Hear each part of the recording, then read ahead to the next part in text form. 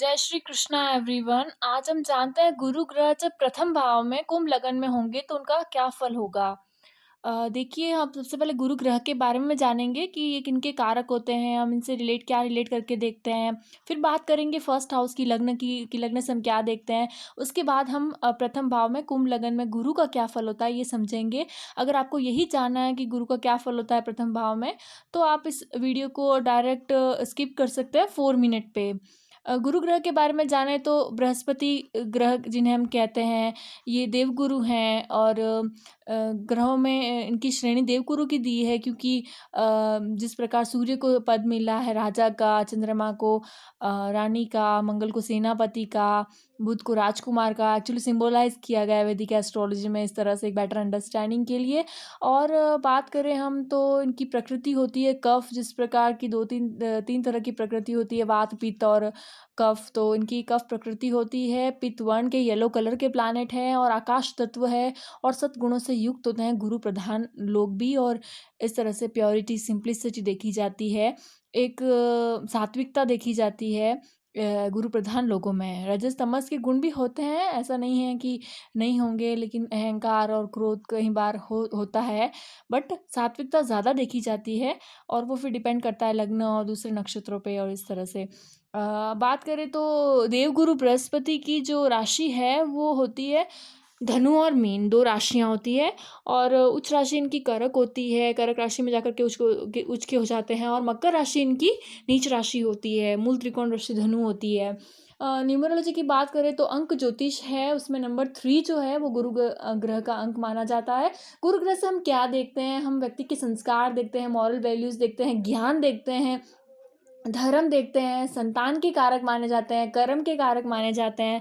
इस तरह से ये लक्ष्मी और धन के कारक भी माने जाते हैं। गुरु वो जो हमें ज्ञान जो हमें सही रास्ता बताए, सही पथ मार्गदर्शन दे, जीवन में डायरेक्शन लेस हो हम लोग, जब प्रॉब्लम हो, समझ ना आए तो कोई मार्गदर्शन करे। धर्मात्मा हो सकते हैं, फिलोसोफर हो सकते हैं, टीचर हो सकते हैं, इस तरह से काउंसलर होते हैं अच्छे, जो गुरु प्रधान होते हैं, जो काउंसलिंग करते हैं, लोगों को सही मार्ग दिखाते हैं, ये भी कैरेक्टरिस्टिक होते हैं। इस तरह से आप देख सकते हैं जीवन में सही दिशा देने वाले धर्मात्मा जो धर्म गुरु होते हैं, वो भी गुरु ग्रह के प्रधान लोग ही होते हैं, अपने धर्म का प्रचार करते हैं जो। इस तरह से हम देखें तो आध्यात्मिकता से रिलेटेड है ये ग्रह।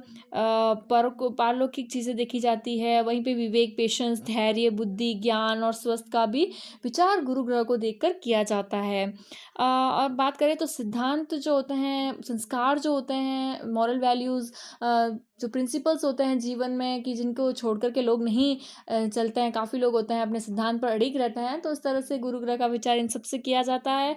उदारता, परोपकार होती है उनके मन में, जो गुरु प्रधान होती है, दया भावना होती है। इस तरह से बड़े भाई का कारक भी है और राजनीति से भी रिलेटेड होता है। तो हमने गुरु ग्रह के बारे में जाना। अब बात करते हैं फर्स्ट हाउस से हम क्या देखते हैं। देखिए, प्रथम भाव से हम देखते हैं, जिन्हें हम लग्न भी कहते हैं, वहाँ से हम पर्सनैलिटी देखते हैं, व्यक्ति का व्यक्तित्व कैसा है, व्यक्ति दिखने में कैसा है, कद काठी, रंग रूप, आकृति, वर्ण, ये सब। और ना सिर्फ ये बल्कि ये सारी फिजिकल एट्रीब्यूट्स, ना सिर्फ ये बल्कि साइकोलॉजिकल एट्रीब्यूट कैसा है, व्यवहार कैसा है, स्वभाव कैसा है, वो भी देखा जाता है। और मान सम्मान देखा जाता है, बुद्धि, यश देखा जाता है। आप बात करो तो मस्तिष्क देखा जाता है, और समाज में क्या प्रतिष्ठा है वो भी फर्स्ट हाउस से हम देखते हैं।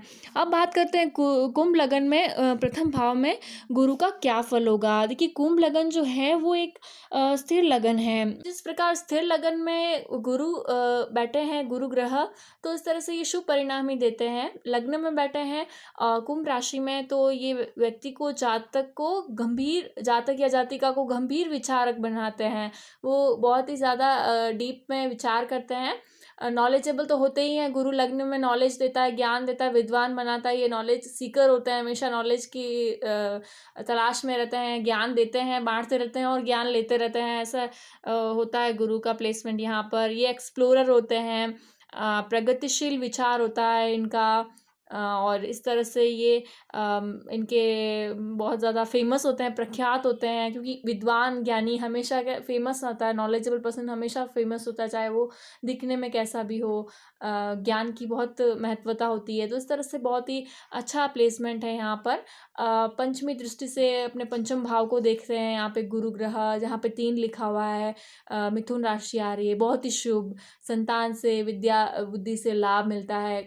ग्रह कौन से बैठे हैं अगेन मैटर करता है कि पंचम भाव में कौन से ग्रह बैठे हैं। तो एक जिस्ट होगा एक्चुअली ये, पूरा एकदम एनालिसिस नहीं कर पाओगे, क्योंकि आपको ये भी देखना पड़ेगा कि किन ग्रहों की दृष्टि है, कौन से कंजक्शन के साथ है गुरु, और पंचम भाव में कौन से ग्रह हैं, पंचमेश कहाँ पर है, फिर वो भी देखा जाता है। तो इस तरह से यहाँ पे शनि का प्लेसमेंट, यानी लग्नेश शनि, तो शनि का प्लेसमेंट कैसा है वो भी मैटर करता है।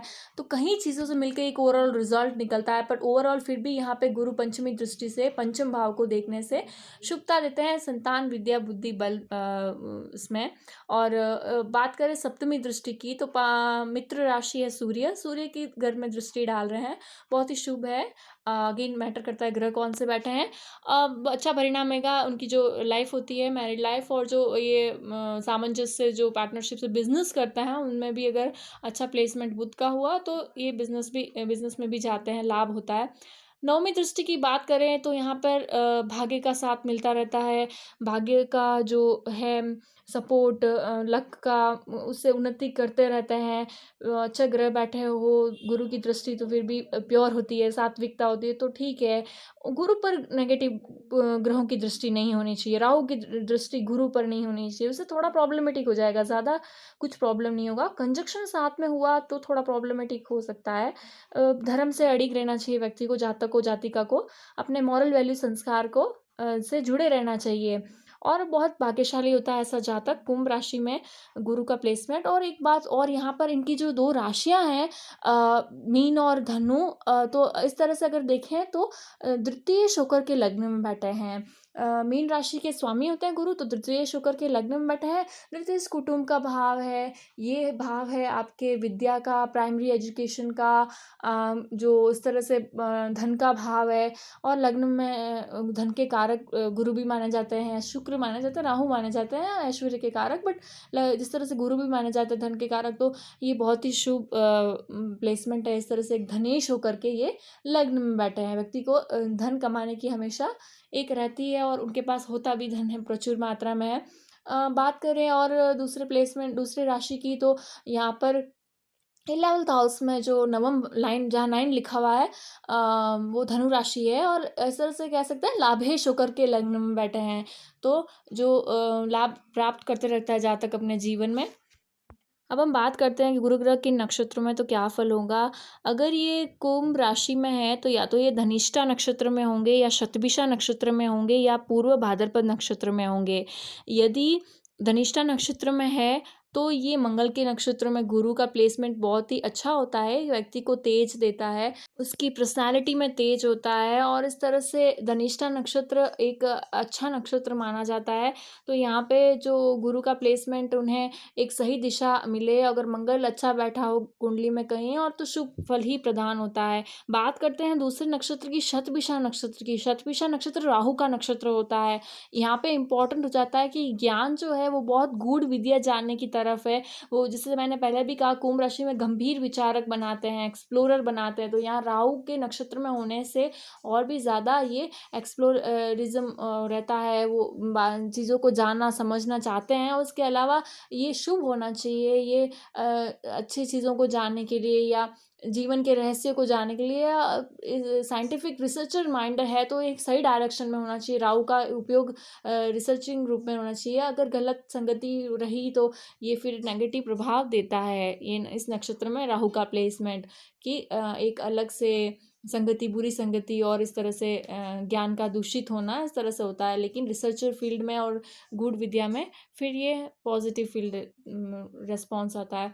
बात करते हैं एक और नक्षत्र की, पूर्व भाद्रपद नक्षत्र की। बृहस्पति का खुद का नक्षत्र होता है, बृहस्पति के नक्षत्र में ही बृहस्पति का प्लेसमेंट बहुत ही शुभ है। फिर से नॉलेजेबल, गंभीर, बस अहंकार नहीं करना चाहिए। ज्ञान अत्यधिक होता है तो अहंकार साथ में आता है, और इस तरह से अत्यधिक अहंकार से फिर एक अच्छा नहीं माना जाता है। तो इस तरह से ये बहुत ही शुभ प्लेसमेंट है साहित्य से लिटरेचर से रिलेटेड चीज़ों में और कुछ बुक्स लिखना, पढ़ना और इस तरह से जातक को अच्छा रहता है।